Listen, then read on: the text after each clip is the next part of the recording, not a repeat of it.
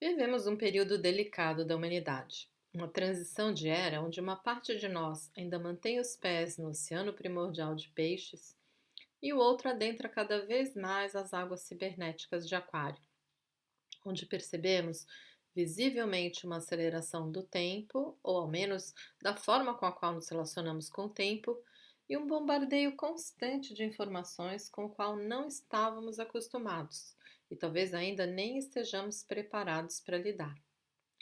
Nesse caos informacional, mais e mais pessoas buscam por terapias que as auxiliem em sua recuperação de equilíbrio, bem-estar ou saúde. No entanto, da mesma maneira avassaladora que nos chegam as informações, mais e mais técnicas terapêuticas são desenvolvidas, descobertas e disseminadas na rede. Com isso, muitas pessoas, para não dizer talvez a maioria, procurem terapias que não lhes são apropriadas, seja devido aos modismos, à falta de informação adequada ou principalmente à falta de uma orientação precisa e personalizada. As diferenças entre as terapias são profundas. Algumas têm a possibilidade de proporcionar a cura depois de umas poucas sessões, enquanto outras podem exigir anos de dedicação. Então, o que escolher? Bom, nesse campo, muitos terapeutas desenvolveram métodos e abordagens ligados à sua própria psique, ou até mesmo buscando a cura para o seu corpo, mente ou espírito, desenvolveram preciosas técnicas terapêuticas que refletem sua própria história interior. No entanto, aquilo que serve para uma pessoa não necessariamente será bom para todas, não é mesmo? Jung acreditava que cada psicoterapeuta não tinha apenas o seu próprio método, ele mesmo era esse método. Seria necessário então um guia para a escolha das terapias mais recomendáveis. E a astrologia, nesse caso, oferece um bom modelo de referência para determinar qual terapia ou combinação de terapias seria a mais apropriada ou, ao menos, mais efetiva para cada caso especificamente. Sabemos que, por correspondência, cada signo do zodíaco está relacionado com partes do corpo, com órgãos ou sistemas internos, com mecanismos psicológicos e fases do processo vital de crescimento. Os vários tipos de terapia também podem ser relacionados com os signos e suas correspondentes casas astrológicas. À luz da astrologia do tempo biológico, é geralmente possível fazer uma precisa avaliação das terapias, de acordo com a época da vida e qual terapia se refere. Dessa forma, cada tipo de terapia pode dizer respeito a épocas específicas ligadas ao transcurso do nosso processo vital e, portanto, atribuídas a cada parte específica da roda astrológica das casas. Mas para isso, precisamos entender um pouco mais como a roda das casas se corresponde com o tempo de desenvolvimento biológico do ser humano e como enxergar a marcação desse tempo biológico dentro da mandala astrológica. É sobre isso que iremos tratar a partir de agora e depois mostrar alguns exemplos de leitura de mapas a partir desta visão. Mas antes, precisamos compreender como tudo isso está interligado, desde a percepção macro do cosmos até chegar no nosso corpo, nosso micro-universo celular. Então, vem comigo, porque essa palestra está só começando. De acordo com Peter Marshall, a astrologia é mais antiga que a civilização e continua amplamente popular em todo o mundo.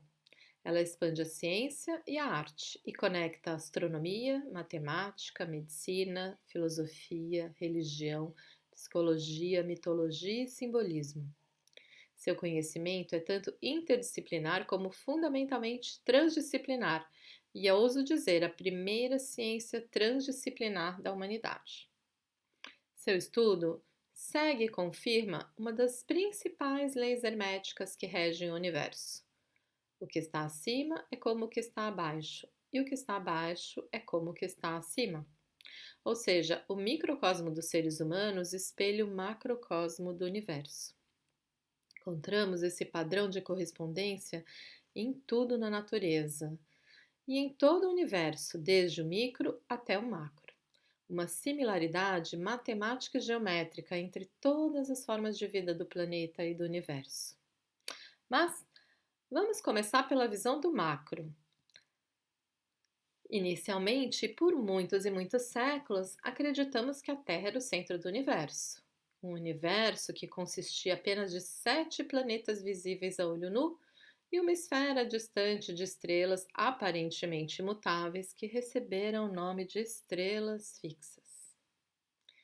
Bom, no século II, Aristarco já afirmava que a Terra não estava no centro do universo, mas lá se foram mais de 15 séculos para Copérnico conseguir comprovar. Após a aceitação do modelo heliocêntrico, surgiram diversas observações desse céu. E foi lá no século XVIII, com William Herschel, mostrando que não estávamos assim tão isolados como imaginávamos, ao encontrar Urano. E a partir dali, uma gigantesca revolução científica teve início. Ao ultrapassarmos os limites de Saturno, um novo universo ainda inexplorado se descortinava diante dos nossos olhos. Descobrimos que tanto o Sol como a Terra estavam, afinal, dentro de um vasto disco em forma de galáxia de estrelas, que mais tarde revelaram-se sóis, assim como o nosso, ou seja, sistemas dentro de outros sistemas. E já por volta do século XX, com o desenvolvimento de tecnologia apropriada, as observações de diversas nebulosas revelaram que a nossa galáxia era apenas uma das milhares de galáxias em um universo em expansão. No entanto, a partir de 2014, uma nova fronteira celeste foi aberta. Cientistas da Universidade do Havaí mapearam cada posição e movimento de mais de 8.000 galáxias ao redor da nossa. E pela primeira vez mostraram que a nossa galáxia é parte de um sistema ainda maior, que nomearam Laniakea, o paraíso imensurável. Assim, o universo como um todo pode ser visto como uma intrínseca rede de galáxias, uma rede cósmica que contém alguns espaços vazios e outros espaços conhecidos como superaglomerados de galáxias. Uma rede macrocósmica tão complexa e desconhecida como a nossa própria rede neural, microcósmica. Os pesquisadores escreveram: quase tudo que existe no macro-universo é espelhado em uma célula, como um micro-universo. Simplificando, o universo pode ser retratado exatamente como uma célula neural. Portanto, se o que está acima é como o que está abaixo, o que está dentro é como o que está fora, podemos supor que ambos os universos micro e macro se comunicam e se refletem por ressonância e correspondência. Bom, aí você pode me perguntar, mas então o que é ressonância? E novamente os sábios da antiguidade já tinham esse entendimento e uma percepção de um universo interconectado e interdependente. Eles já sabiam que no universo tudo vibra. A vibração, na verdade, é o grau e frequência com que cada elemento nesse universo se move. Vibrações mais rápidas em alta frequência são mais sutis. Vibrações lentas em baixa frequência são consideradas densas. Tal qual na física, todo movimento gera força centrípeta ou centrífuga, e assim nós também podemos atrair ou irradiar energia por meio de nossas vibrações e influenciar positivamente ou negativamente o mundo à nossa volta, ou ser influenciado por ele. Modernamente, podemos dizer que ressonância é uma comunicação através do tempo e do espaço, por meio de vibração sincronizada entre todos os corpos que apresentam condutas similares. Bom, embora soe como uma ideia antiga, o movimento dos planetas, em contraposição à antiga imagem de estrelas fixas, tem uma direta conotação com a vida e explica importantes mecanismos de cura ou de doença. O que mudou foi que essa relação na atualidade pode ser definida e apoiada pela física, pela matemática, pela astronomia e pela biologia modernas. Bom, vamos observar esse antigo modelo heliocêntrico do nosso sistema solar. Os planetas girando em torno de um Sol estático, não era assim que pensávamos? Bom, hoje em dia a gente já sabe que não é bem assim, né? Vamos ver o movimento real.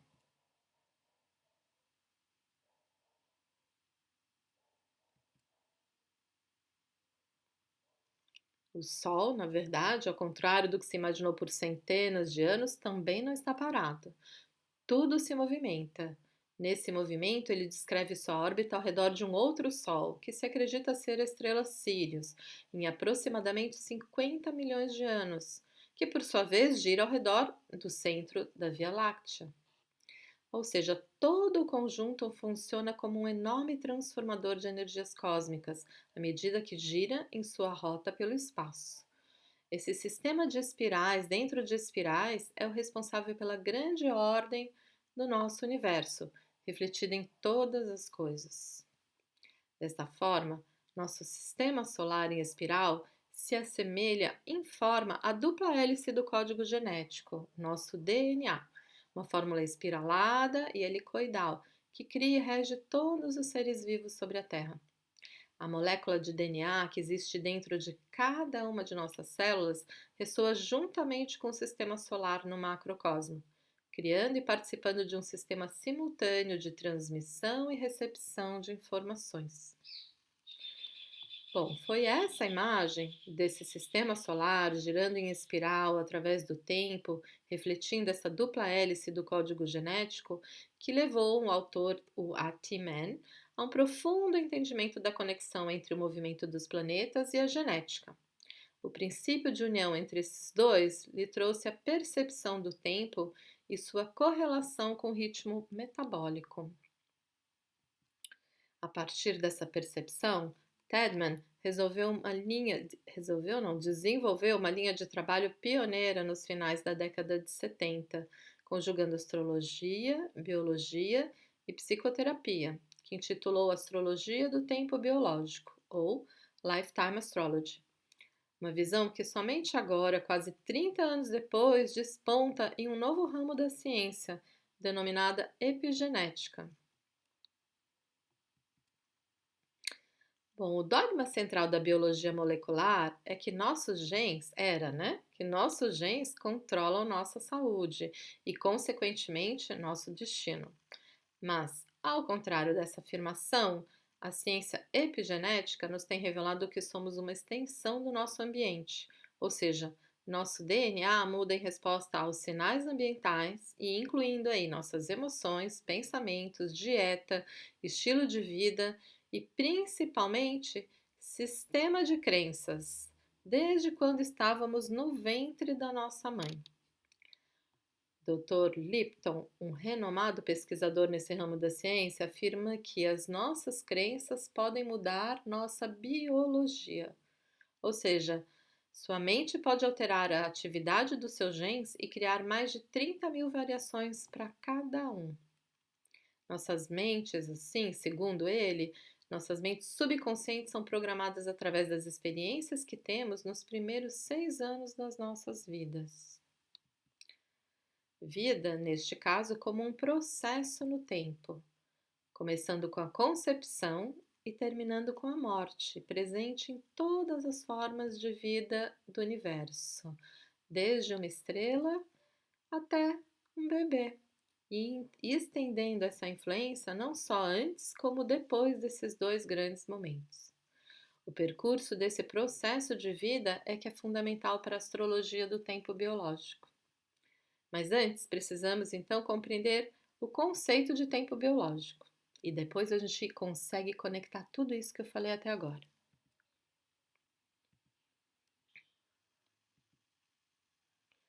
Bom, tempo biológico é a correlação matemática entre a velocidade em que o tempo é percebido por um ser vivente e o ritmo da sua respiração, seu metabolismo, peso corporal, ingestão de alimentos e idade. Isso significa dizer que quanto mais jovem uma pessoa, menos tempo leva um ferimento para cicatrizar. Quanto mais velha uma pessoa, mais lento o seu metabolismo, mais lento o ritmo da respiração, mais lento o consumo e processamento do oxigênio e mais tempo leva um ferimento para cicatrizar.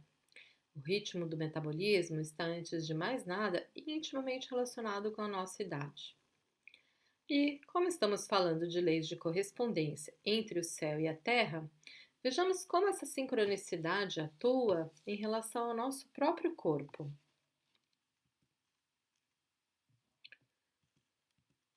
Vocês sabiam que, por exemplo, o tempo de um ciclo menstrual é correspondente a um mês lunar de 28 dias, ou a um ciclo de lunação de aproximadamente 28 dias, enquanto que o tempo de vida médio do nosso corpo celular é de aproximadamente 28 mil dias, ou 77 anos? E que as divisões intermediárias da vida estão fixadas principalmente nos 10 ciclos lunares após a concepção, que corresponderá ao nosso nascimento, e 100 meses lunares após a concepção, que correspondem justamente aos 7 anos de idade, marcando o término da nossa infância.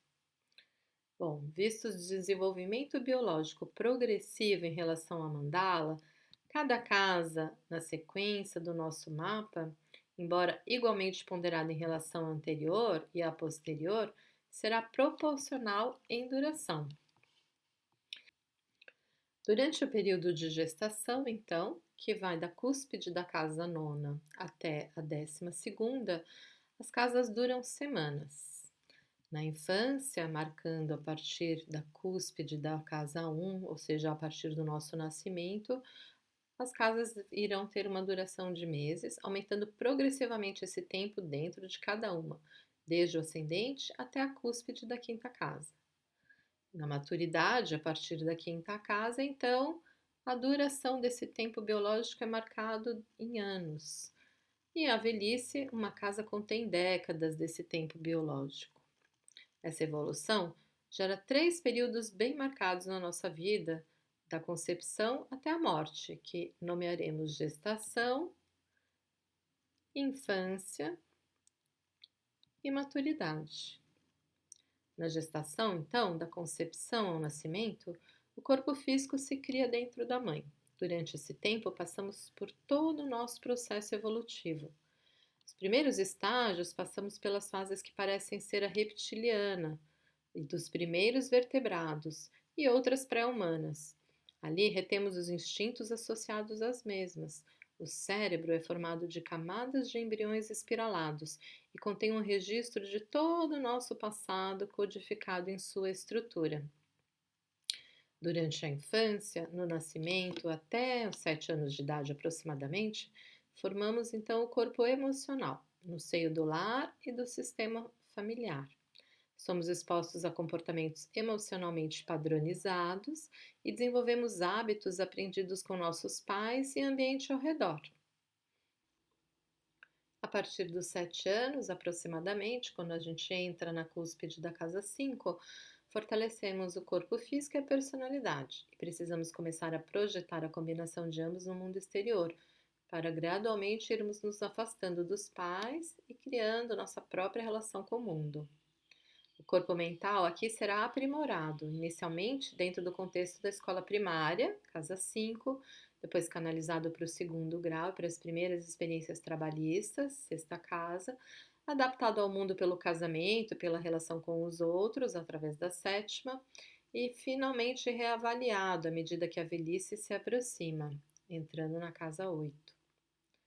Bom, compreendido isso, vamos ver agora qual é e como se dá, né, o desenvolvimento do embrião desde a concepção até o nascimento, comparado com a sequência zodiacal e os seus significados dentro da mandala astrológica. Bom, no primeiro momento, temos que entender por que a concepção acontece justamente na cúspide da nona casa.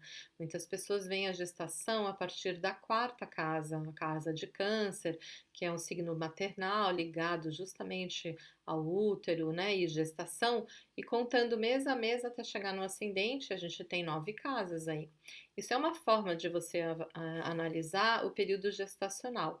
Mas dentro dessa perspectiva, né, de comparação entre tempo embriológico, tempo biológico e a mandala, O autor ele tem uma visão um pouco diferente, e aqui eu coaduno bastante dessa postura, por isso que eu estou trazendo essa visão, né, dessa mandala lifetime para vocês. Então, aqui, segundo principalmente o Tedman, né, ele vai colocar a cúspide, né, o início da gestação, a concepção acontecendo na cúspide da oitava para a nona casa. E por que ele pensa assim, né? Se a gente pensa que a vida não se origina no vazio, né? Na verdade, ela não começa do nada. E sim, ela vai começar ou vai surgir com a união do espermatozoide e do óvulo dos nossos pais. Nesse sentido, a vida do feto vai surgir do sexo entre os nossos pais. E que local representaria melhor esse momento, senão a oitava casa, que rege sexo, morte e transcendência? Aqui na oitava, né, na verdade, entre a oitava, na passagem da oitava para a nona, herdamos uma miríade de impulsos dos nossos pais. Ou seja, através dessa relação sexual, né, e dessa biologia, dessa genética que nós herdaremos, todos os impulsos e toda a memória dos nossos antepassados, né, retroagindo até o primeiro sapiens, vai ser transmitida, né? Não é à toa que a oitava é a casa das heranças. Portanto, no início da vida, na concepção, a gente não começa do nada, mas herdamos uma história, toda uma história genética e espiritual da humanidade.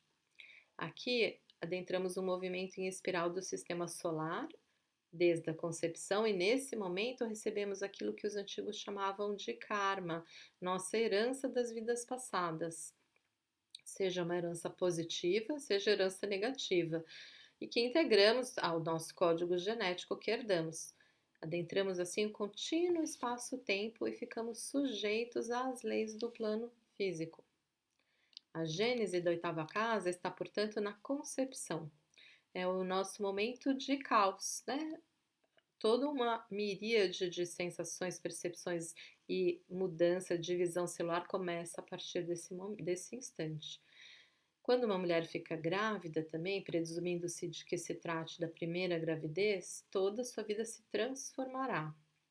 E o fato de que se pode morrer no parto intensifica ainda mais o valor desse período e da correspondência com a casa 8. Acredita-se que no momento da morte, as imagens de toda uma vida desfilam imediatamente diante dos nossos olhos. Essa experiência tem sido relatada em estados limítrofes da morte por muitas pessoas de todas as condições sociais e no mundo inteiro. Similarmente, o limite entre a casa 8 e a nona no mapa e a passagem de Escorpião para Sagitário corresponderão a esse mesmo princípio. A visão sagitariana da vida na hora da morte correspondendo a um juízo final de todas as grandes religiões, não é? Uma avaliação da alma antes de ser liberada para a partida. Esse juízo final é uma estimativa do sentido da vida, um chamado a uma reavaliação e acredita-se ser o fator determinante das futuras encarnações. Nada mais significativo do que falar da cúspide da 8 para a nona, né? Da morte para a concepção, do fim da vida na casa 8 para uma nova visão, ou para um novo horizonte, para uma nova encarnação a partir da visão de Sagitário. E é assim que a gente adentra a nona casa. A nona casa, nessa visão, então, começando na cúspide, né, onde aconteceria a concepção, ela vai ter uma duração de até 7 semanas após a concepção. Aqui, onde o cerne dos instintos são gerados e codificados, a longa viagem do óvulo fertilizado até o útero se inicia. Após o momento da concepção, em que o espermatozoide fertiliza um óvulo, inicia-se um processo muito rápido e complexo. A célula inicial se subdividirá e se diferenciará gradualmente para formar 3 substratos de embriões espiralados, correspondentes aos 3 principais sistemas do nosso corpo. Um substrato produzirá o cérebro, a coluna vertebral, os nervos e a pele. O segundo criará um sistema digestivo, fígado e pâncreas, e um terceiro formará o esqueleto, o sistema circulatório e a musculatura. Ou seja, temos aqui a formação de um microcosmo de todo o corpo físico em formação. Astrologicamente, a nona casa está associada ao signo de Sagitário, Centauro, parte animal, físico, instintivo, conectado ao mundo de baixo, parte humano, emotivo, sensível, conectado ao mundo do meio, e em suas mãos um arco e flecha que aponta para o céu e o conecta com o mundo de cima, para nos lembrar da nossa origem divina e primordial. Nesse período, o embrião mais parece um girino ou um alien, né? Quando eu vejo essas fotos, eu sempre penso no alien, difícil de decifrar. Estamos no campo das possibilidades e esse embrião poderia se transformar em qualquer coisa, menos um ser humano, se observado apenas aqui por essas imagens, né? É só quando a gente entra na casa 10 que a diferenciação vai ficar bem marcada. Interessante essa associação também. Alcançamos o meio do céu cerca de 49 dias após a concepção. É interessante ver que as religiões budistas e hindu acreditam que uma alma entre na matriz física 49 dias depois da concepção também. No momento em que a alma acolhe o novo corpo, aceita seu karma, ou seja, o fruto das suas próprias ações passadas. Bem típico de Capricórnio e seu regente Saturno, não é não? Bom, aqui que vai acontecer entre a sétima e a 13ª semana de vida, as primeiras células ósseas aparecem e o seu embrião finalmente será promovido a feto. Durante as próximas 7 semanas, o sexo será definido, todos os componentes do corpo são formados e as feições do rosto serão reconhecidas, ou seja, estamos no domínio da imagem pública, momento em que a mãe percebe pela primeira vez que está grávida. Várias mudanças também acontecem nessa semana. A cauda embrionária desaparece e todos os órgãos, músculos e nervos estão começando a funcionar. Deixamos de aparentar aquele monstrinho, girinozinho, né? O mesmo alien, quironiano da casa 9, e passamos a nos diferenciar como seres humanos. As mãos já se flexionam no punho e os pés começam a perder a aparência de pé de pato. Olha que interessante, gente. A gente não pode esquecer que o signo de Capricórnio inicialmente era representado pela cabra-peixe, um simbolismo que muitas pessoas esquecem, né? E que vai marcar absolutamente a sincronicidade com esse período gestacional. Já a casa 11, né, associada a Aquário e a seus regentes Saturno e Urano, será vivenciada entre a 13ª e a 23ª semana de gestação. Nesse período, o feto começa a engolir e dá-se os primeiros movimentos respiratórios. Os movimentos tornam-se mais graciosos e individualizados, típico de um serzinho humano mesmo, né? Estamos na esfera de Aquário. As características faciais herdadas vão se tornar cada vez mais visíveis e todo o sistema neuromuscular torna-se ativo, de acordo com as ordens emanadas do nosso sistema nervoso central. O sistema de comunicação interna do corpo é criado por meio de sutis interconexões entre órgãos, glândulas e partes do corpo. Tudo começa a se comunicar perfeitamente. E finalmente entramos na esfera de peixes da 12ª casa. Aqui o bebê alcança esse estágio da gestação a partir da 23ª semana. E da 23ª semana ao nascimento, estamos na esfera da casa 12. Nesse momento, uma criança já poderia nascer e sobreviver, embora o aparelho respiratório, o fígado e o aparelho digestivo ainda estejam um pouco incipientes. No entanto, a criança já vive, respira e se move dentro da cavidade amniótica, cujo líquido é renovado a cada 3 horas. Nesse período da gestação, a criança estabelece um contato psíquico mais forte com a mãe e o sistema linfático desabrocha. A criança já está pronta para nascer. É a verdadeira fase do engorda, né? Aqui não é à toa que Júpiter é o primeiro regente do signo de Peixes, o regente clássico. Netuno vai ser o regente transpessoal. Mas aqui a gente está tradicionalmente no domínio dos fenômenos psíquicos, das percepções extrasensoriais, dos sonhos e fantasias. Inclusive, dizem que os bebês sonham já nesse momento, né, desse período da gestação. O bebê sonha e, inclusive, pode ter pesadelos. Bom, agora vamos compreender o que tudo isso pode nos dizer ao analisarmos uma carta.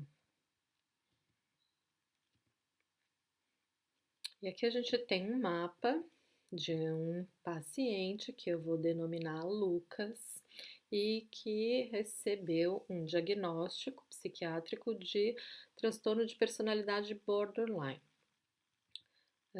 Aqui é um exemplo bacana porque a gente vai conseguir ver todos os grandes significadores, né, do que é considerado um transtorno borderline, bem marcados nessa carta, e é uma história assim bem forte, a história, né, do princípio da gestação e de como aconteceu, né, toda essa concepção e essa gestação, e talvez sem olhar desse ponto de vista, né, da astrologia do tempo biológico, ou seja, se eu não conseguisse enxergar isso dentro do período gestacional, talvez não ficasse tão fácil o auxílio ou uma maneira mais efetiva de encontrar terapias mais adequadas e que dessem um bom resultado. Porque só pelas psicoterapias convencionais e principalmente pela psiquiatria medicamentosa, essa pessoa não estava conseguindo sair sozinha, né, desse quadro, nem com toda a ajuda de medicamento e de apoio alopático.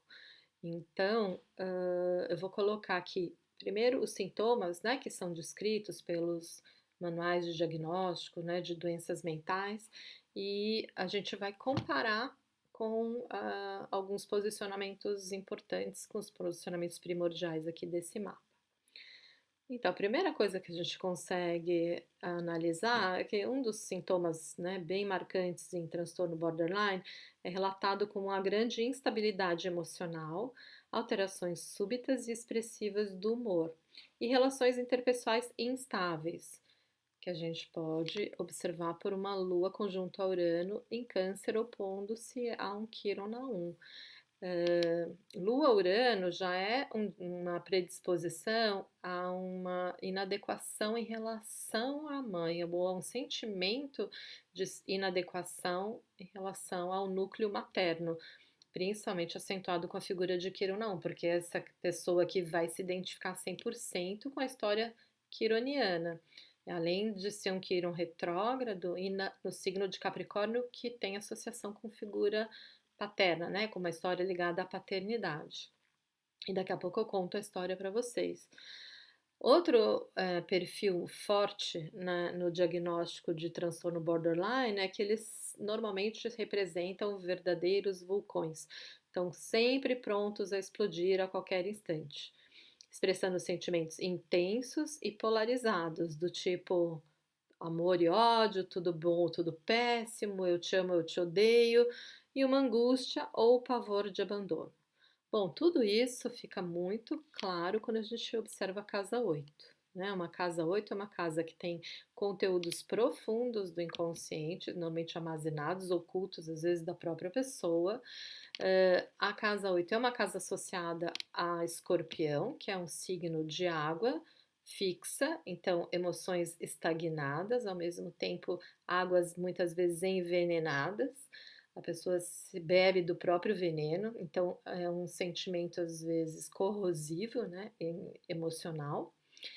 E além do mais, ele tem justamente Plutão conjunto ao Sol e Mercúrio, tudo isso associado ao nodo, na verdade é um estélio em Leão, né, que essa pessoa tem, que traz na casa 8, intensificando ainda mais tanto esses conteúdos, né, subconscientes, quanto essa atitude extremista, né, de luz e sombra. A luz do leão, né, a necessidade de aparecer, de brilhar, de ser reconhecido, ao mesmo tempo em que tudo isso está escondido nessas águas escorpinianas. Então, a vitalidade, a alegria de viver, né, a expressão da autenticidade, que seria leonina, o próprio prazer na vida, que é leão, está numa casa 8, que é uma casa associada à morte, a conteúdos escondidos, ao inconsciente, ou seja, tudo aquilo que está distante ou indisponível para a pessoa.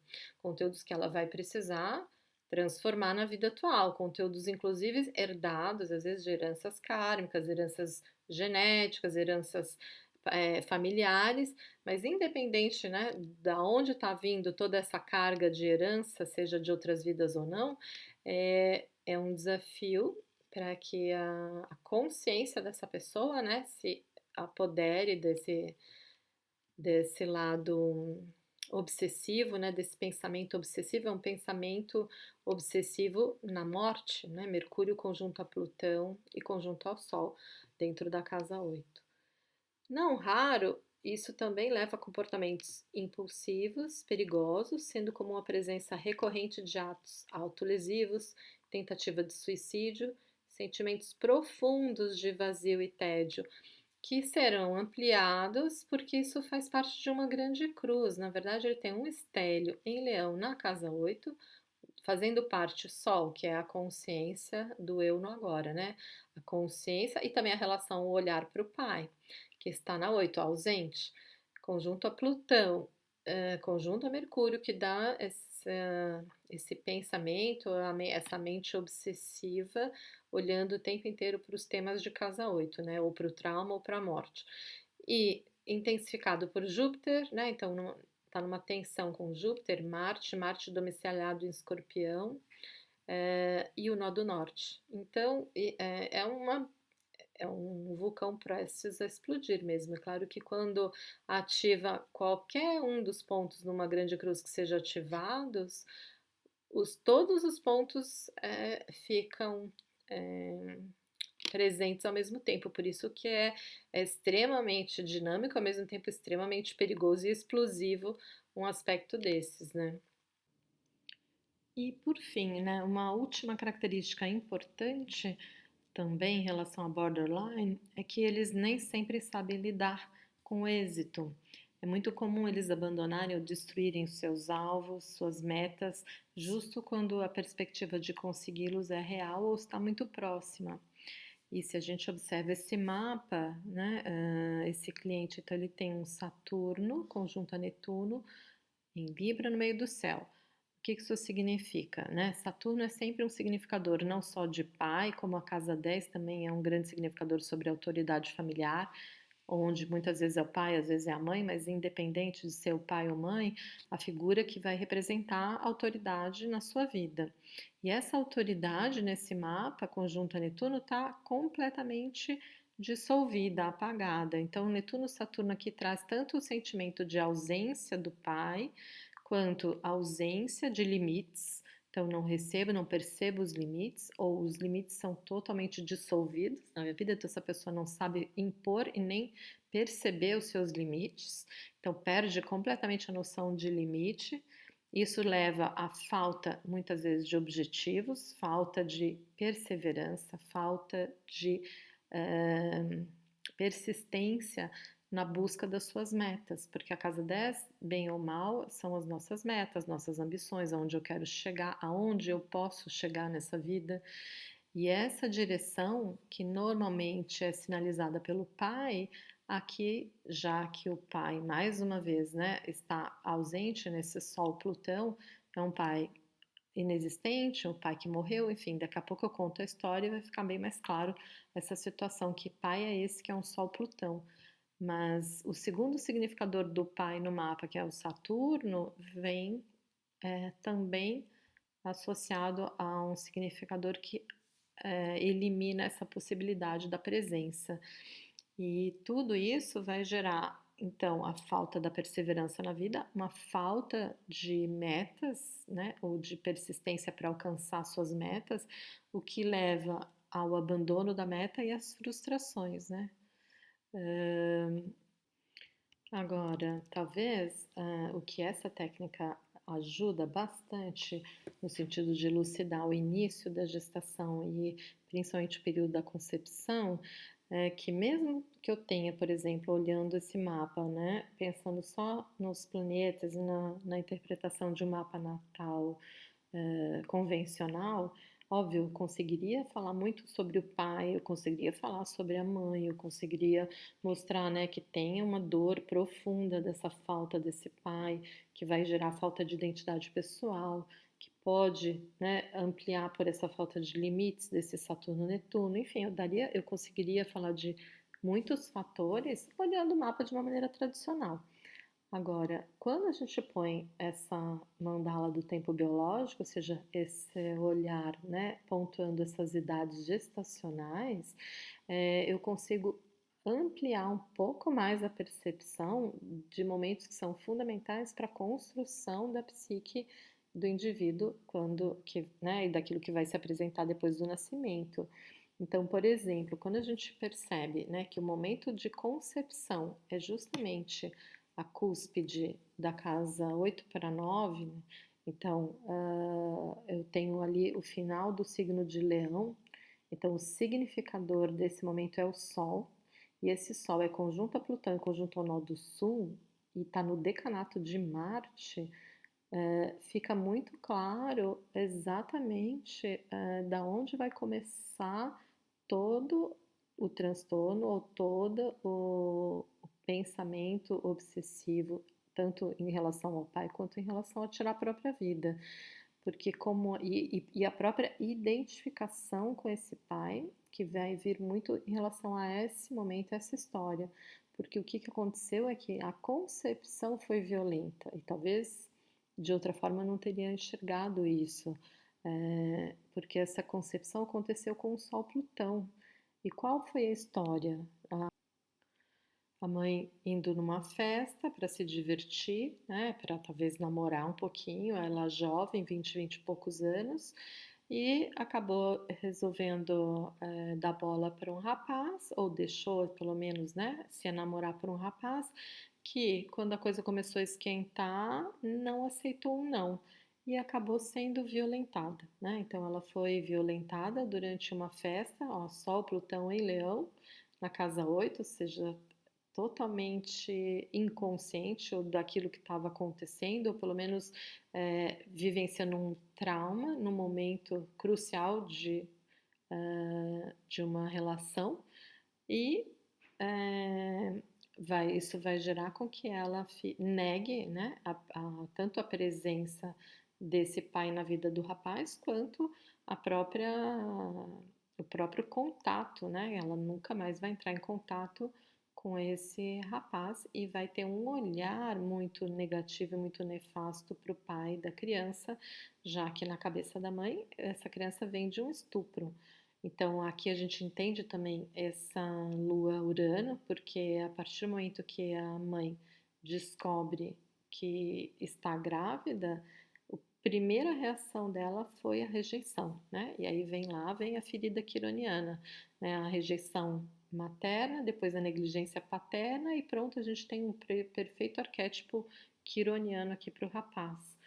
E se a gente olha mais uma vez a mandala, né, em relação ao período, né, da notícia, então quando a gente está na cúspide da 10 é quando normalmente está no segundo mês de gestação, né, entrando na 49 dias após a concepção, que é quando a mãe descobre, né, que está grávida. Então, assim, primeiro a concepção já acontece nesse pano de fundo de abuso, violência, estupro.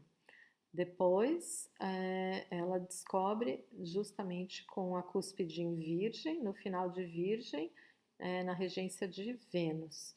Vênus está em Virgem e o regente aqui da cúspide do meio do céu é o Mercúrio, que está conjunto a Plutão em Leão na casa 8.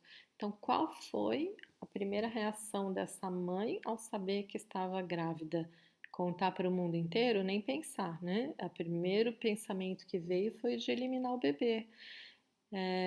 E deve ter sido um pensamento recorrente ao longo da gravidez inteira, já que a gente tem um Mercúrio representando essa situação ou essa notícia e o pensamento mesmo, né? Conjunto a um Plutão que é extremamente obsessivo, quando bota algo na cabeça não tira, não é assim? num signo fixo de Leão, que é um signo significador também de crianças, né? Dentro da casa 8, que é uma casa que induz à morte. Então, a notícia veio com um peso como se fosse, né? Acabei de receber a pior notícia da minha vida e o primeiro pensamento é: o que que eu posso fazer para eliminar esse bebê? Então, imagina como é que vai se construir toda essa psique desse bebê que vai passar 9, né, meses dentro de uma barriga que o rejeita desde o primeiro instante e que passa 9 meses pensando como é que eu vou tirar esse bebê, ou deve ter feito algumas tentativas, mas não deu certo, ou se não tentou, pensou e rezou, e deve ter rezado às vezes a gestação inteira para que acontecesse alguma coisa para que o bebê não vingasse. E esse é o trauma, né, que vai fazer parte do pano de fundo e que depois vai se manifestar em todos esses pensamentos compulsivos, obsessivos, nesse sentimento de vazio, essa vontade de pôr um fim na própria vida, essa perturbação em relação a relacionamentos, essa instabilidade emocional, enfim. E aí vem toda essa caracterização que a gente já descreveu. Bom, e além disso, tem duas outras coisas que são bem legais para a gente aproveitar essa mandala biológica, né? A primeira seria prevenir momentos onde algum disparador ou algum planeta, né, que esteja associado a questões de violência ou traumas ou frustrações, ou enfim, dependendo da história, né, cada pessoa, cada mapa é uma história. Mas nesse mapa aqui que a gente está falando de uma situação, né, limítrofe, que momentos na vida desse indivíduo seriam, ou que idades, né, na vida desse indivíduo seriam preocupantes, ou que momentos na vida desse indivíduo ele pode ativar toda essa grande cruz e mais uma vez passar por situações abusivas, situações violentas, situações de autoflagelação ou inclusive pensamentos suicidas. Então, a gente pode focar no planeta que você quer compreender, né? Digamos, eu quero ajudar essa pessoa a lidar com essa violência, com essa agressão, esse Marte quadrado Plutão. Então, quando é que aparece isso dentro do período gestacional? E aí, se eu olho para a mandala, o Marte ele aparece aqui do quarto para o quinto mês, já praticamente no fim do quinto mês de gestação. Então, eu sei que aconteceu algo nessa idade, né, nesse período gestacional, que ativou pela primeira vez a memória dessa criança em relação a esse trauma ou essa concepção. Então, eu não sei se foi uma tentativa de aborto da mãe nessa idade, ou se ela tentou mais uma vez se livrar do bebê, ou se ela só pensou, mas estava com muita raiva, né? Porque a barriga já está grande, porque as pessoas começam a perguntar, porque de alguma maneira ela está ativando essa grande cruz nesse período gestacional. Então, se eu quiser ir na raiz da relação, eu vou ter que ir na idade de Plutão e eu vou ter que ir na idade desse Marte. E aí, um trabalho terapêutico que foque, né, por exemplo, no período aqui gestacional, ele vai ser muito mais eficaz para que o cliente possa ressignificar todo esse sentimento de rejeição ou para entender, né, da onde vem toda essa raiva, que com certeza não é dele, mas que ele vai se identificar. Até porque se a mãe eliminou o pai da vida da criança, porque na visão da mãe o pai é um abusador, a gente hoje em dia entende, né, pela visão sistêmica, que quanto mais eu excluo alguém do meu sistema, mais um membro do sistema vai querer se identificar com aquele que está excluído. Então, quanto mais a mãe dessa criança exclui esse pai do seu coração, né, porque na visão da mãe ela nunca mais quis ver e teve o pai como um estuprador, mais o filho vai se identificar com o abusador, mais esse filho vai se tornar violento, abusivo ou agressivo, tanto quanto esse pai, né? Ele vai se identificar com isso. Então, óbvio que uma constelação familiar aqui pode ajudar muito. A constelação familiar ajuda muitas situações, em quase todas as situações, é sempre uma terapia maravilhosa de apoio. Mas não é apenas isso, porque aqui a gente vai trabalhar aqui terapia em relação a essas casas, em relação a esse lugar que está Marte. Esse signo, essa casa, seria mais eficaz do que qualquer outra, né? Mesmo que eu use várias técnicas em conjunto, mesmo que eu faça um trabalho de acompanhamento psiquiátrico junto com essa outra ferramenta apropriada, por exemplo. Porque aqui uma técnica não elimina a outra, mas quando eu entendo que qual é a correspondência entre signo e casa com esse planeta, né, que está trazendo todo esse histórico, e eu pego uma terapia, né, que está focada nesse simbolismo, com certeza ela vai ser muito mais eficaz e muito mais assertiva em relação a eliminar aquela questão e ressignificar essa história. E no sentido de medicina preventiva, a gente busca as idades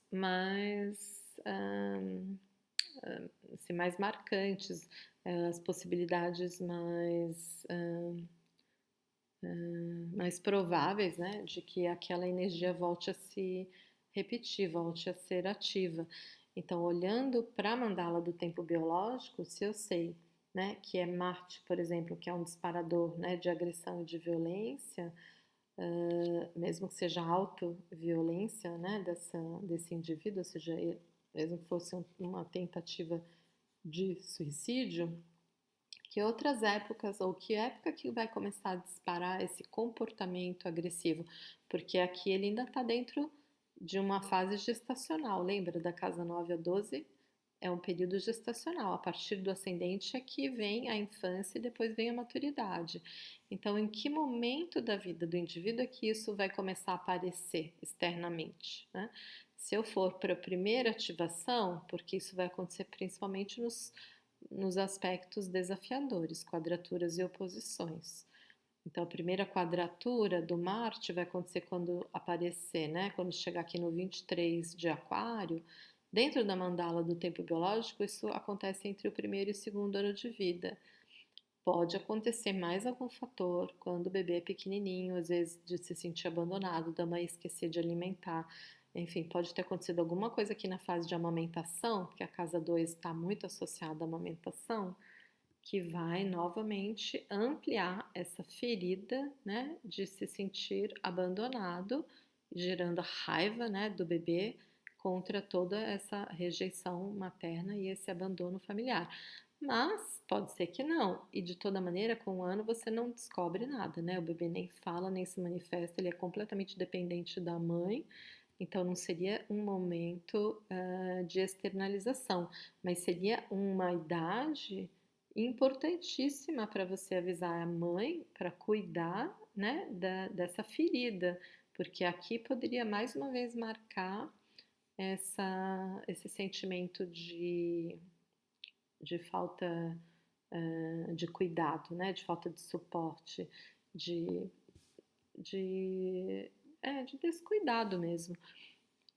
E aí, num segundo período, então, a gente estaria aqui na oposição do Marte, né? A oposição que vai acontecer no 23 de Touro, na mandala do tempo biológico, ela equivale aos 10 anos de idade. Então, 10 anos de idade, sim, seria uma idade perigosa, uma idade onde essa criança já consegue ser violenta ou já pode se autoflagelar. Então, aqui poderia começar a disparar características, né, que mais tarde vão se desenvolver e poderiam se prevalecer como os transtornos, né, e acabar se tornando um transtorno borderline. No entanto, se eu estivesse fazendo o mapa de um bebê, né, é claro que você nem sabe de que maneira isso vai se desenvolver, mas você pode prevenir a mãe com essas idades para que evite situações que provoquem a agressividade nessa criança, para que ela não se sinta tão abandonada, tão rejeitada, como que é ela em relação à escola, escolher um bom ambiente social, um ambiente escolar, que promova a inclusão e o afeto, porque já que ele tem uma ferida quironiana, onde ele vai sempre se sentir inadequado. Então, né, se os pais cuidam, né, da criança nessas idades, você muitas vezes previne de que isso depois estoure como uma bomba relógio, né? Agora, não acontecendo isso, que é o que não aconteceu, né? A mãe não tinha nem consciência desses fatores e muito menos tinha procurado astrologia quando ele tinha 10 anos. Né? Eu só encontro, né, esse mapa quando o cliente já é um adulto. Então, qual é a proximidade e talvez a mais perigosa de todas? Quando ativar a quadratura aqui a partir do leão, né? Quando chegar no 23 de leão, porque aí vai estar não só ativando a grande cruz, mas principalmente na reativação do Plutão. E um Plutão em leão, na 8, conjunto ao Sol, no do Sul, dentro da grande cruz, ou seja, um período que é muito predisposto a uma tentativa de suicídio. Bom, mas aí o principal seria, então, e que terapias, né? Que tipo de psicoterapia, o tratamento psiquiátrico, ou enfim, o que que eu posso oferecer para esse cliente que ajude, auxilie ele no seu processo, principalmente para conseguir ressignificar toda essa ferida, toda essa dor, todo esse trauma. Então aí vem a relação da roda, né, da mandala astrológica, dos signos e as suas casas, e as correspondências com as terapias mais adequadas como a esses significadores. Então agora a gente vai dar uma passada assim bem rápida na roda e aí a gente volta para o mapa para repensar que terapia seria a mais adequada para essa pessoa. Já que somente a psiquiatria ou somente um tratamento medicamentoso não está surtindo o efeito desejado. E aqui, de novo, mais uma vez, eu não estou querendo desrespeitar, muito menos tirar a força ou a capacidade de tratamento, tanto por uma psiquiatria convencional, tanto pela psicologia convencional. Elas também aparecem aqui na roda e todas essas técnicas são favoráveis. A questão é, nem sempre aquilo que pode ser muito bom para um paciente é bom para todos os outros, e nem sempre apenas um tipo de terapia é suficiente para dar conta de determinadas situações. Quando a gente faz esse trabalho de correspondência, né, de significadores dos planetas e casas, signos, né, com relação a cada técnica, você amplia a visão e as possibilidades de trabalhar com uma técnica e uma ferramenta que seja mais assertiva naquilo que representa o planeta significador da questão, né? Seja uma questão de trauma, seja uma questão de abandono, seja uma questão de frustração, enfim, dependendo de qual é a situação do mapa e o ponto que esse planeta acontece dentro do mapa, a técnica adequada pode ser muito diferente. Bom, então a primeira terapia indicada, e na verdade eu acho que o interessante é a gente pensar em dividir a roda no primeiro momento em 3 fases, né? A fase gestacional, que vai da cúspide da oitava para a nona até o ascendente, a fase infantil, né? A primeira infância, que vai do nascimento ascendente até o final da casa 4, e a fase da maturidade, que vai do início da casa 5 até o final da oitava. Então, para as questões dentro do mapa que eu quiser resolver, a partir de planetas, posicionamentos planetários dentro dessas casas que vão da casa 9 até a casa 12, a terapia mais apropriada para todo esse período gestacional é a psicologia analítica do Jung. A psicologia do Jung, ela se baseia em conceito de inconsciente coletivo, né? É um nível formativo do ser, transcendente a todas as diferenças culturais e individuais, de onde todos os processos psíquicos emanam. A psicologia do Jung, nesse sentido, é uma pedra angular desse período da gestação. Ela é extremamente efetiva para os indivíduos com planetas aflitos por toda essa parte do mapa. No entanto, cada uma dessas 4 casas ou signos correspondentes trará opções ainda mais específicas para a melhor escolha da terapia a ser abordada, tá? Sendo que, se eu tenho planetas posicionados exatamente na cúspide da oitava para a nona, ou muito próximos da cúspide da nona casa, às vezes na oito, mas fazendo conjunção com a cúspide, ou no início da nove, né, muito próximo dessa cúspide, talvez mais adequado do que apenas a psicologia junguiana seria o próprio trabalho com as matrizes perinatais de Groff, né? Esse trabalho ele se originou de descobertas por meio de extensa pesquisa com alucinógenos, né? Mas a partir da observação clínica das experiências com estados ampliados de consciência. Aqui, nesse trabalho, o Groff ele fez uma progressão de 4 modelos básicos perinatais, descrevendo todo o processo de abandonar a unidade original simbiótica no ventre da mãe e entrar sozinho no mundo, né, que eles chamavam mundo da multiplicidade, ou seja, nascer. Essas matrizes dinâmicas constituíram modelos organizadores, operando sobre todos os nossos corpos físicos e emocionais, que nos afetam em profundidade e atuam na intersecção entre o inconsciente individual para o inconsciente coletivo. As ideias do Groff, na verdade, mostraram que os acontecimentos da gestação são psicológica e fisiologicamente as gênese e os arquétipos da vida na maturidade. E aí a respiração holotrópica, né, a terapia, a bioenergética do Reich, elas atuam diretamente nesse processo, né, de descascar as cebolas e entender essas matrizes originárias, né, que vão acontecer e vão se desenvolver principalmente no processo do nascimento. Mas a gente pode, às vezes, querer analisar ou querer trabalhar com planetas que estão posicionados no mapa da casa 1 até o final da casa 4.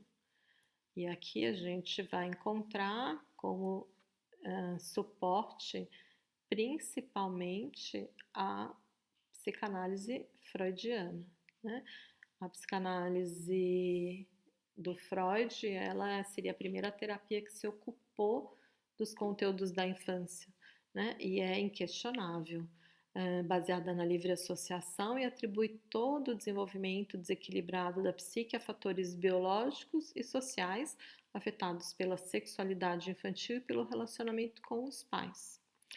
A análise aqui do período gestacional dentro da estrutura bioastrológica nos faz compreender que todos nós, seres humanos, trazemos profundamente arraigadas memórias sexuais correspondentes a nossos pais fazendo amor durante nossa concepção e possivelmente durante toda a nossa gestação.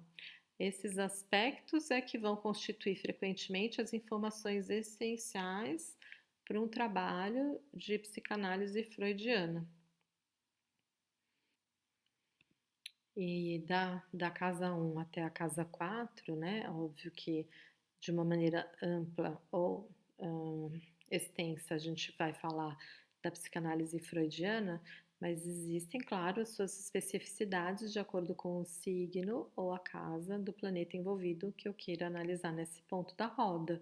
Então, eu também posso pensar no Piaget, né? Principalmente com as questões de casa 3, eu posso lembrar do Dr. Lang, assim como da constelação familiar, com os conteúdos de câncer ou da casa 4, né? O Dr. Ronald David Lang, para quem não sabe, né, quem se trata, ele foi um psiquiatra, né, e psicoterapeuta escocês que se tornou muito famoso na década de 60 por uma abordagem anticonvencional da psiquiatria, principalmente no tratamento de pacientes esquizofrênicos. Esse médico, ele começou a estudar, acho que foi um dos pioneiros que passou a estudar a família como fonte de loucura ou sanidade. E ainda estabeleceu um método bem revolucionário para a época, que o fez perder, inclusive, a, a condição de psiquiatra, porque ele montou uma comunidade terapêutica onde os pacientes e os terapeutas viviam juntos, né? Bem típico de uma relação de casa a quatro, né? Mas extremamente eficaz, principalmente para as questões de doenças mentais graves.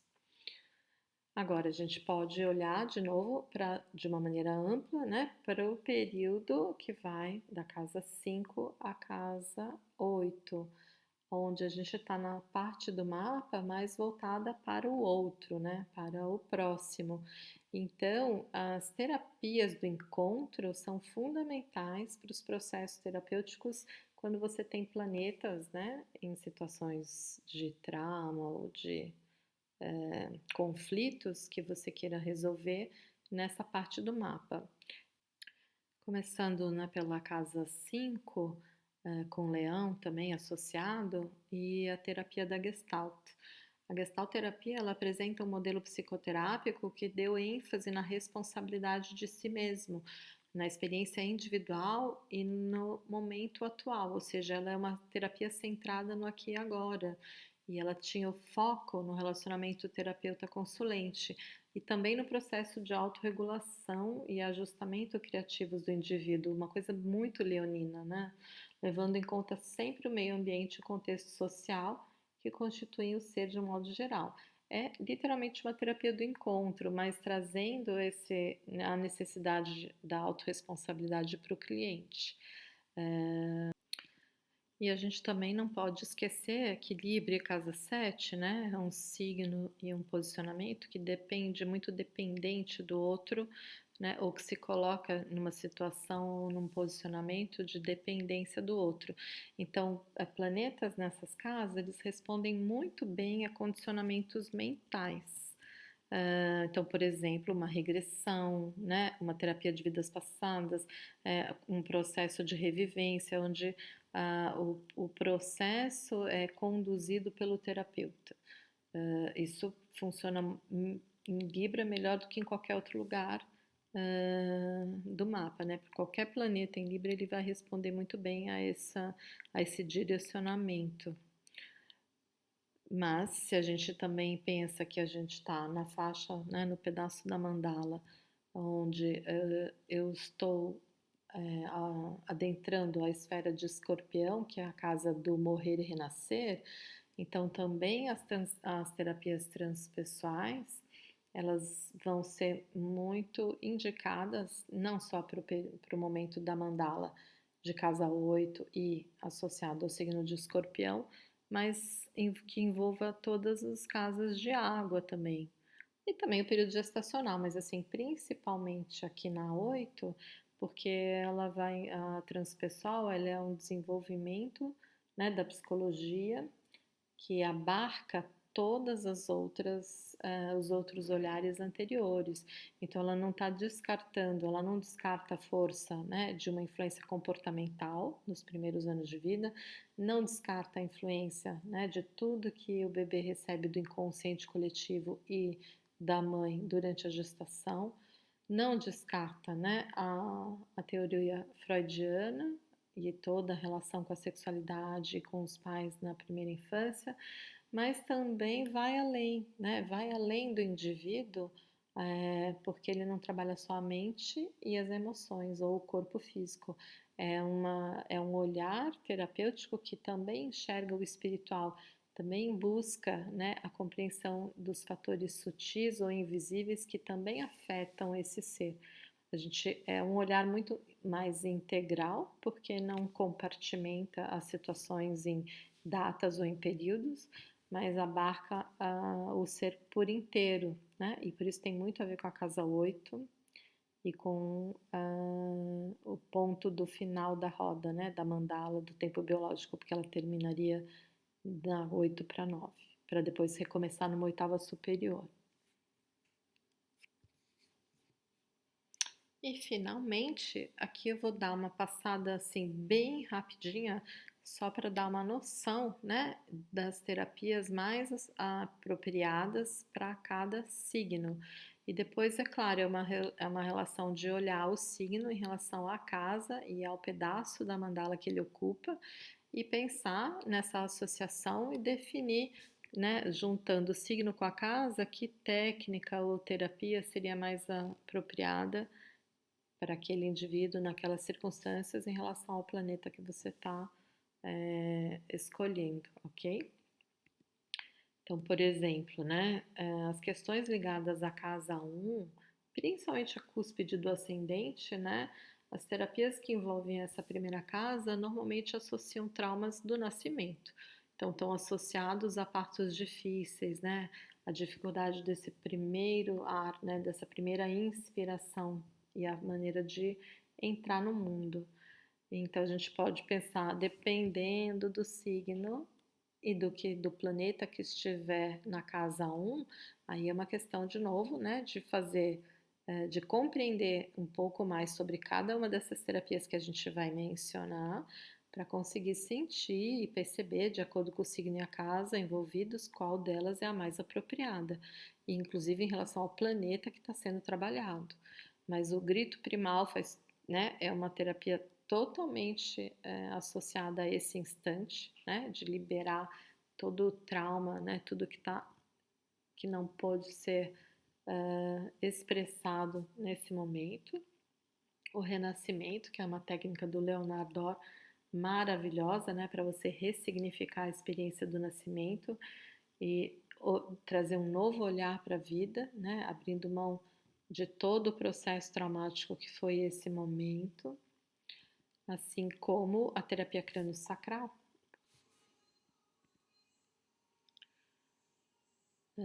Se eu tenho planetas na casa 3, e aí dependendo novamente, né, de qual é o signo que está nessa casa, qual é o planeta que eu estou querendo dar uma solução ou ajudar, aí a gente pode pensar em logoterapia, a gente pode pensar em neurolinguística, ou até mesmo no método Feldenkrais. Para quem não conhece, o método Feldenkrais é uma forma de procedimento ligado a um aprendizado centrado no corpo e alcançado através do domínio de sequências de novos movimentos que incentivam esse aprendizado. É baseado nos movimentos feitos pelas crianças nos primeiros anos da infância. É um método de redescoberta da possibilidade de movimentos graciosos, frequentemente liberador de estresse, possibilita relaxamento dos músculos cronicamente enrijecidos e uma maior liberdade de movimento. Tudo a ver, né, com Gêmeos e Casa 3. Morfoanálise é uma técnica muito associada a Touro e a Casa 2, mas que também pode ter a ver com a Casa 3, dependendo do signo que estiver na Casa 3. Assim como eu posso pensar, né, em Câncer e Casa 4 e lembrar de psicologia sistêmica, lembrar das constelações familiares, né, lembrar ali do Dr. Lang, que trabalhava as comunidades terapêuticas, né, o paciente vivendo com seu terapeuta numa comunidade e toda a forma com a qual ele desenvolveu um tratamento psiquiátrico. E se eu for para a casa 6, por exemplo, né, que é uma casa associada ao signo de Virgem, é um signo de terra, a gente pode pensar na nutrição, principal, né, terapia para virginianos é mude a sua alimentação, né? Além da questão da nutrição, a fitoterapia é algo que faz super, né, assim, tem um efeito, né, extremamente benéfico e planetas em Virgem na casa 6 ou planetas em Virgem, mesmo que esteja em outro lugar do mapa, eles respondem muito bem e muito melhor a terapias, a ervas, né, ervas naturais. A microfisioterapia é uma técnica também associada ao signo de Virgem, mas também a medicina farmacêutica, porque Virgem é o signo do hipocondríaco, né? Eles têm mania de doença e têm mania de remédio, sabe tudo de medicamento. Mas é um signo associado a essa profissão, então por que não também a medicina farmacêutica? Se a questão é virginiana, às vezes não adianta só uma conversa, entende? Então, por isso é uma questão de bom senso, olhar o signo, olhar a casa, o planeta envolvido e pensar em todos os significadores para achar a terapia que mais combina com esse significador. E se eu penso, por exemplo, na casa 8, né? A 8, que é uma casa onde a gente atinge o nosso topo, né, do foco energético e também o início do desapego, do desprendimento, porque a gente já está começando a se aproximar da etapa final ou do momento da passagem, né? Então, aqui também é um ponto de regressão a uma outra dimensão, ou a fonte, enfim. Então, as técnicas regressivas em geral, elas são muito eficazes para esse período e esse ponto da roda, seja casa 8, seja escorpião. Agora, além disso, a gente também tem o xamanismo, que é extremamente eficaz, que tem tudo a ver com escorpião e casa 8. A gente tem as terapias do luto, dependendo de qual é a questão, talvez muito melhor do que o xamanismo, até porque a gente tem que pensar em quem é o cliente, né? Quem é o paciente. Tem pessoas que são mais abertas, então tu pode, né, convidar para uma terapia xamânica ou indicar, né, um terapeuta que trabalhe com essa linha de abordagem. Mas às vezes tem outras pessoas que, sabe, vai para o convencional, não, ela está precisando mesmo de um trabalho voltado ao luto. Às vezes ela perdeu pessoas muito próximas, está num trauma de, né, vivenciando esse processo ou passando por uma situação de uma doença terminal. Então, a terapia do luto ela pode ser mais eficaz do que qualquer outra coisa. As psicoterapias transpessoais também têm muito a ver e principalmente uma técnica que é fenomenal, principalmente se você já tiver questões no corpo físico, que é o Shank Prakshalana, né? O Shank Prakshalana é formidável, é uma técnica de desintoxicação e de purificação, que consiste numa autolavagem completa do trato digestivo intestinal, né? Estamos falando de escorpião. A vantagem dessa técnica frente à lavagem convencional é que essa última atinge apenas a porção final do cólon, né? Quando a gente faz uma lavagem intestinal, normalmente você só pega o fim do cólon. E o Shank Prakshalana, que é uma técnica milenar hindu, ela altera, na verdade, ela protege o movimento peristáltico e ela atinge locais muito mais profundos, porque ela mexe com uma limpeza que vai da glote até o reto. Ela tonifica todos os tecidos e elimina todos os resíduos, favorecendo inclusive o peristaltismo. Assim, eu não conheço terapia melhor para você limpar todos os miasmas, todas as mágoas, todo o mau humor que a gente acumula no intestino e que pode gerar câncer, inclusive, né? E as psicotrans né, em geral, elas funcionam bem para casa 7, 8. E se eu for para casa 9, por exemplo, né, uma casa associada a Sagitário, né, aquela grande viagem, a jornada da alma, lembra que a gente falou quando falou do processo de concepção? A yoga é super eficaz para questões que envolvam planetas nessa casa, né, para trazer mais consciência, percepção, centramento, para resolver dilemas ou problemas associados a algum ponto desse mapa. Meditação também pode ser muito eficaz, assim como uma prática religiosa, né? Na verdade, de novo, a gente tem que pensar qual é a questão, quem é o paciente, qual dessas práticas que tem a ver, né, que se correspondem com esse signo, seria mais apropriada para essa questão específica. Por isso que a gente não pode dizer que o xamanismo é bom para qualquer pessoa que tem um planeta mal aspectado na casa 8. Tudo depende de que planeta é, qual é a situação, qual é a doença ou desequilíbrio, e aí você vai, diante de toda uma gama de técnicas, definir ou orientar aquela que seja provavelmente a mais eficiente. Mas isso também depende da capacidade de conhecimento do astrólogo, porque se o astrólogo não conhece muitas técnicas e nem sabe, né, a fundo qual é a diferença de uma para outra, certamente não vai poder indicar, nem vai conseguir alcançar, né, essa sintonia fina aí de indicar a terapia mais adequada. Agora, quanto mais técnicas tu conhecer, quanto mais ferramentas, né, você tiver informação, mais você vai poder ajudar esse cliente a definir a terapia mais eficaz.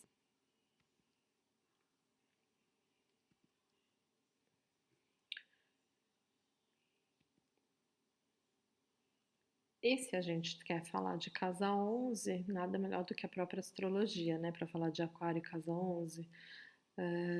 Mas é claro que de novo, a astrologia é uma ferramenta de diagnóstico maravilhosa, ela serve para qualquer situação da vida de qualquer pessoa, ela dá respostas, né? Ela mostra justamente o que está inconsciente aos olhos do cliente.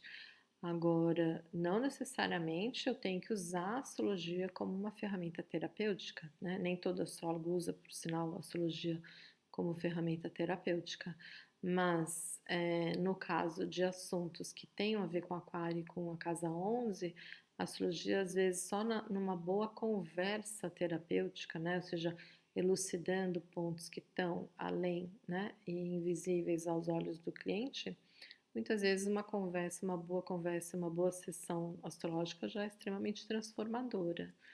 Agora, a casa 11, ela também está associada a todas as técnicas vibracionais, né? Então, radiestesia é eficaz, a homeopatia é hiper relacionado com aquário, com a casa 11, né? Porque são técnicas sutis e que trabalham com medicina vibracional, assim como a SE, né, a Somatic Experiencing, porque é uma técnica de liberação somato-emocional, onde eu não toco o cliente. E finalmente, né, se a gente vai para casa 12, a gente encontra, por exemplo, o Vatsu, né, que é o shiatsu na água, a hidroterapia é super indicada para questões de casa 12, questões ligadas ao signo de peixes.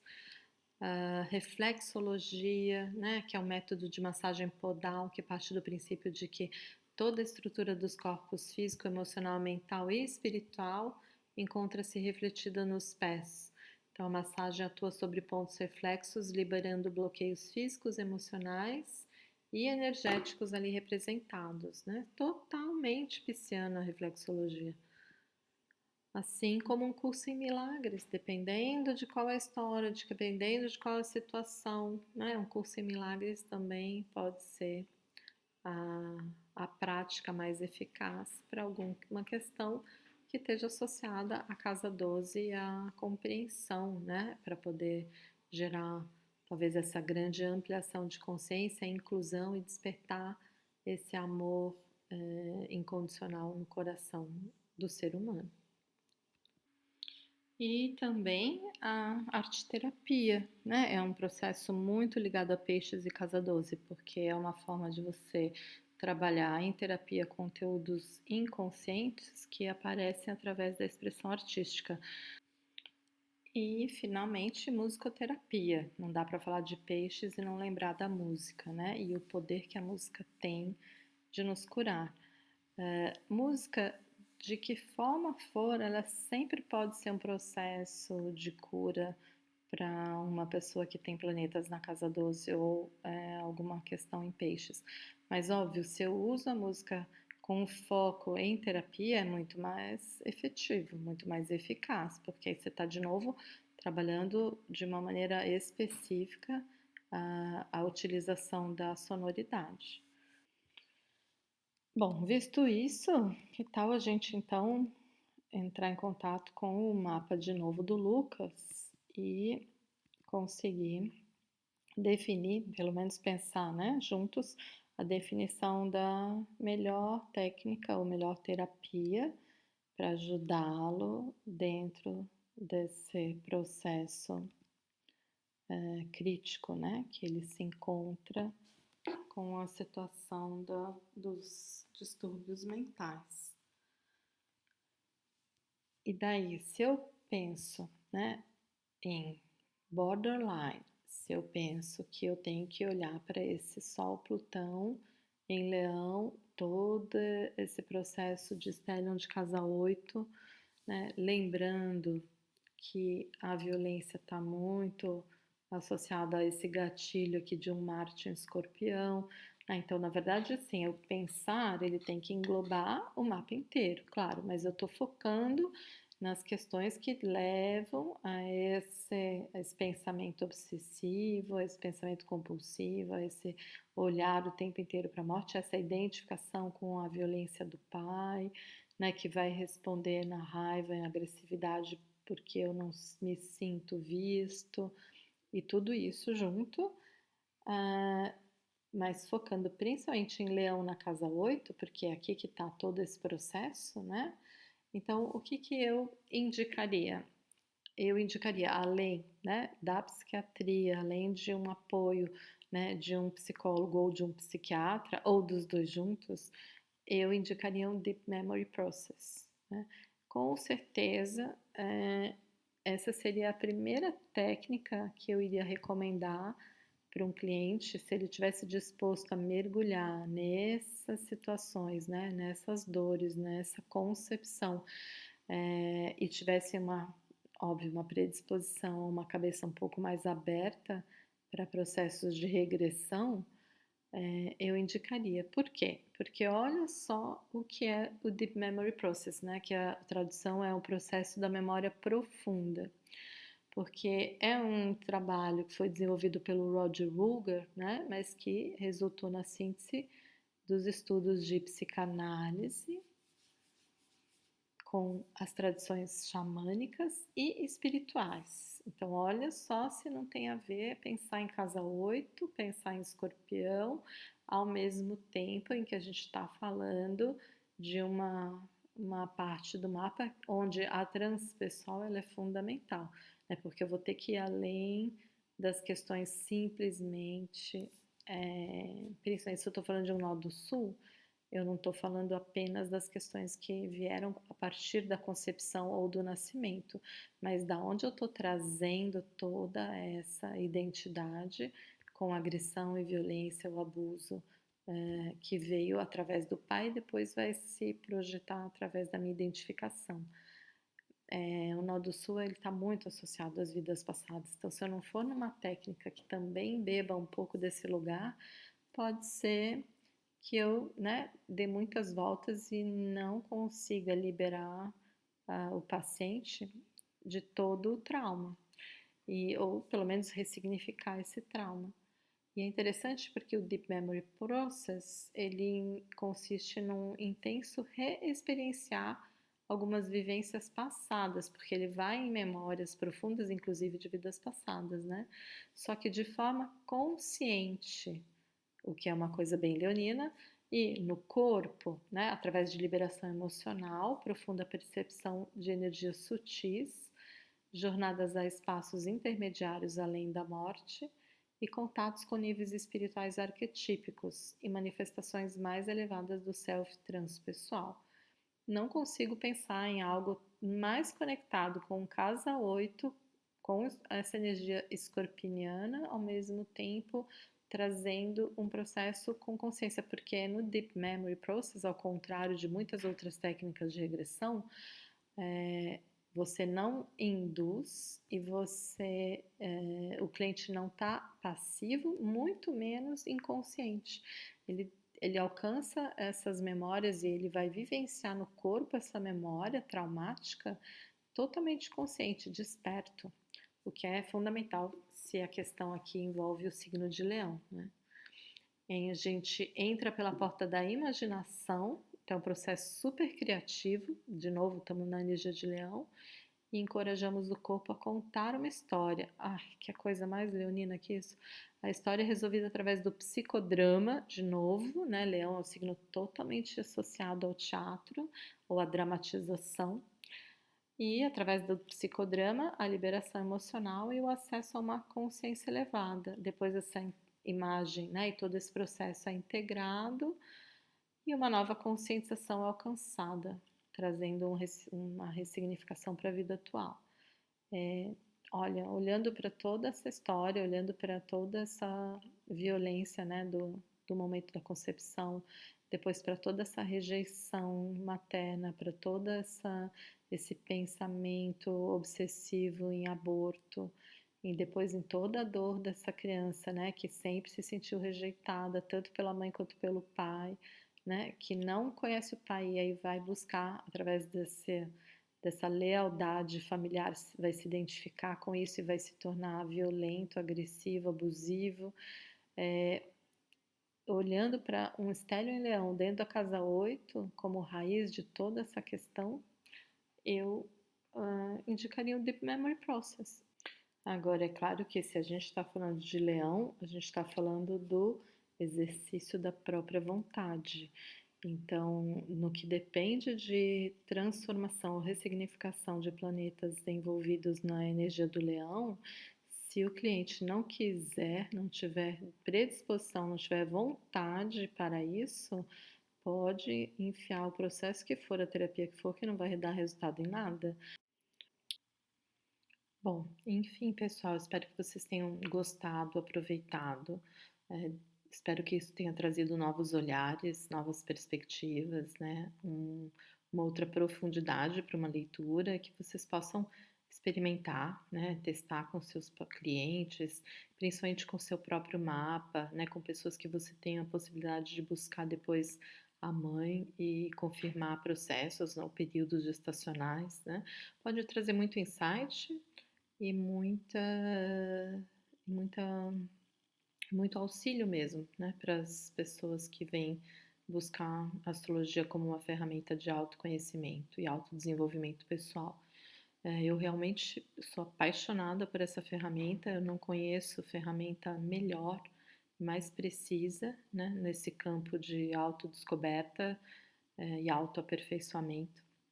Eu vejo, sim, a astrologia como uma ferramenta preciosa, né, para o nosso processo de autodesenvolvimento. E o mapa, para mim, é sempre uma maneira de olhar a vida como um relógio, né, como uma bússola, porque ele marca, né, e fixa a nossa vida no tempo e no espaço, descrevendo a pessoa encarnada nesse mundo, no mundo atual, temporal, tridimensional. E conhecer essa ferramenta certamente que nos possibilita recordar de quem somos, do que viemos fazer, nosso propósito, os desafios que a gente tem de enfrentar para a nossa própria evolução, né?